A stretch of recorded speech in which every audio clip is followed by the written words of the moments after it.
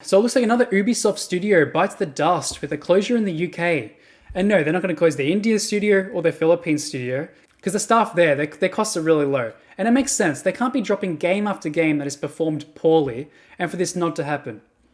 So the layoffs don't stop in the video games industry, as Ubisoftcock, and yes, I'm coining that term Ubisoftcock, because they're just a go with the flow studio, and they don't do anything hardcore anymore. They've ruined games like Siege, and they've ruined other games like Assassin's Creed and whatnot.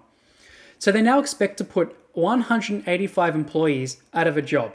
And look, yeah, like I feel really bad for these people. It does suck to lose a job, especially in these times. But you know who has it infinitely worse because of this? New people who want to get into the games industry.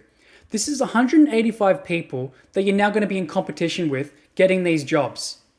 And the majority of them, it looks like it's going to be from Leamington Studio in the UK and a few others. I think I read another article where it was talking about in Germany with Dusseldorf and whatnot. Ubisoftcock's size has become unsustainable. Since 2022, Ubisoft has had to reduce its employee count by about 2,000 people, and this puts the total employee count to about 18,000. And you know what's hilarious? When you look at their job postings, it doesn't matter if it's China or it's France. They love to brag about this. Ubisoft's 19,000 team members working across more than 30 countries around the world are bound by a common mission to enrich players' lives with original and memorable gaming experiences.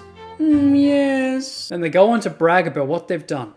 Right? We have to scroll all the way down before we get to the part that we actually care about. You know, if you're looking for a job, yeah? But take a look at this job, yeah? So I found this one. It's based in Sweden. Take a look at this crap. Look at their recruitment process. 30 minutes phone interview with the recruiter, okay? And then you got a 2-hour interview with the hiring manager and the recruiter again, and you're going to be doing a case study. No doubt, which is probably unpaid, right? And then you got a 1-hour interview with the upper hierarchy.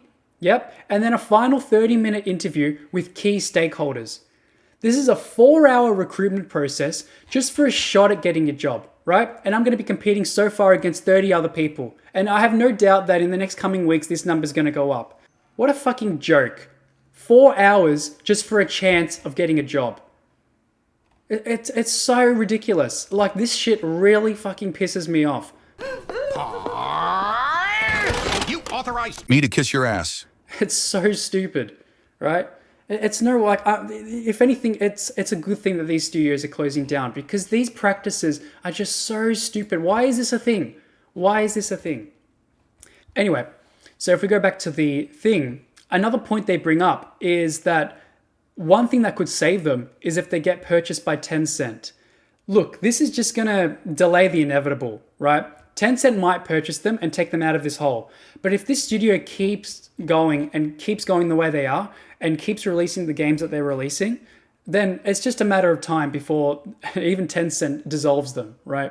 So we'll see how it goes. But yeah, it's just another thing, another Ubisoft closure. We just had the other one just a few months ago in Sydney. I'm from Australia myself, so that hit home a little. But yeah, like 200 people. That was the X-Defiant crew that got out. So, you know, expect more of this to come, and once it does, I'll cover it. All right, see you everyone.